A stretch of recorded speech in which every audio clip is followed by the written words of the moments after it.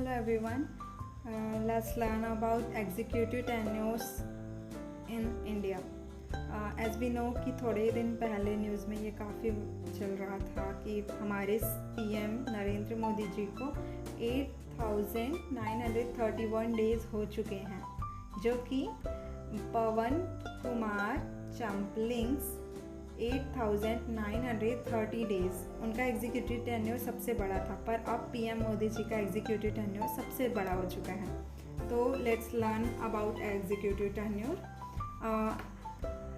As we know कि हमारे constitution में ये कहीं भी मेंशन नहीं है कि एग्जीक्यूटिव टेन्योर कितना होगा फॉर पीएम और सीएम। कॉन्स्टिट्यूशनल फ्रेमर्स हमारे जो थे, उन्होंने ये सोच के नहीं रखा था कि डेली असेसमेंट होता रहेगा। लेजिस्लेटिव कॉन्फिडेंस और नो कॉन्फिडेंस मोशन जो है एक कंटिन्यूस अकाउंटेबिलिटी है, जिसमें लेजिस्लेटर जो है अपने परफेक्ट चॉइस के हिसाब से, अगर चॉइस के हिसाब से वो अपना एग्जीक्यूटिव को सिलेक्ट करेंगे, और अगर एग्जीक्यूटिव पसंद नहीं है या उन्हें हटाना है तो नो कॉन्फिडेंस मोशन के थ्रू वो अपनी कंटिन्यूस अकाउंटेबिलिटी के हिसाब से उसे हटा देंगे। और एक है कि हमारे यहाँ क्योंकि पीरियोडिक इलेक्शन होता रहता है, तो पीरियोडिक इलेक्शन में पीपल खुद अपनी चॉइस के लोगों को इलेक्ट कर लेगा, इसलिए हम ये कह सकते हैं कि हाँ, इसलिए इसकी रिक्वायरमेंट हमारे कॉन्स्टिट्यूशनल फ्रेमर्स को रिक्वायर नहीं लगी।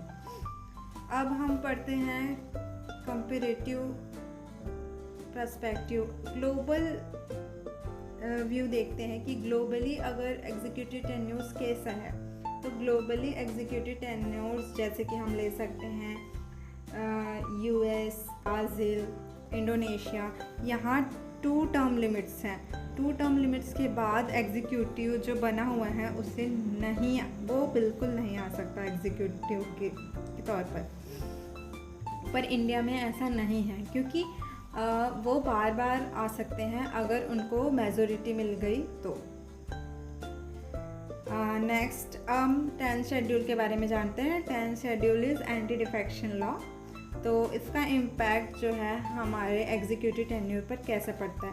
तो 1985 में 52nd कॉन्स्टिट्यूशनल अमेंडमेंट हुआ था, जिसमें एंटी डिफेक्शन लॉ को ऐड किया गया।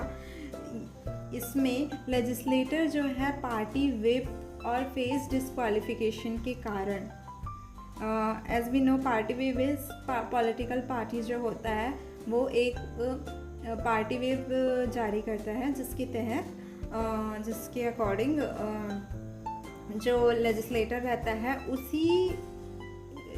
उसी को वोट करता है जो पार्टी व्हिप में दिया गया है उन्हें।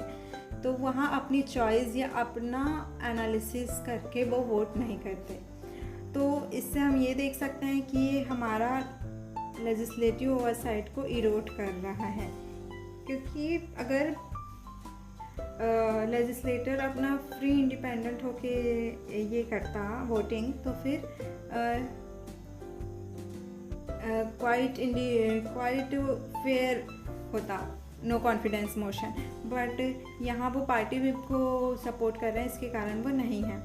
तो हम कुछ रिफॉर्म्स देख सकते हैं इसके लिए। फॉर एग्ज़ाम्पल हम जो है प्रपोज्ड टर्म लिमिट रिफॉर्म कर सकते हैं कि 1 और 2 लिमिट तक सेम गवर्नमेंट रह सकता है, बट उसके बाद वो नहीं रह सकते, बट आफ्टर अ गैप वो फिर से रह सकते हैं। This can be a good reform. और लेजिस्लेटिव अकाउंटेबिलिटी के लिए हम ये कर सकते हैं कि जो कॉन्फिडेंस मोशन होता है उसको हम 10th शेड्यूल से हटा दें, ताकि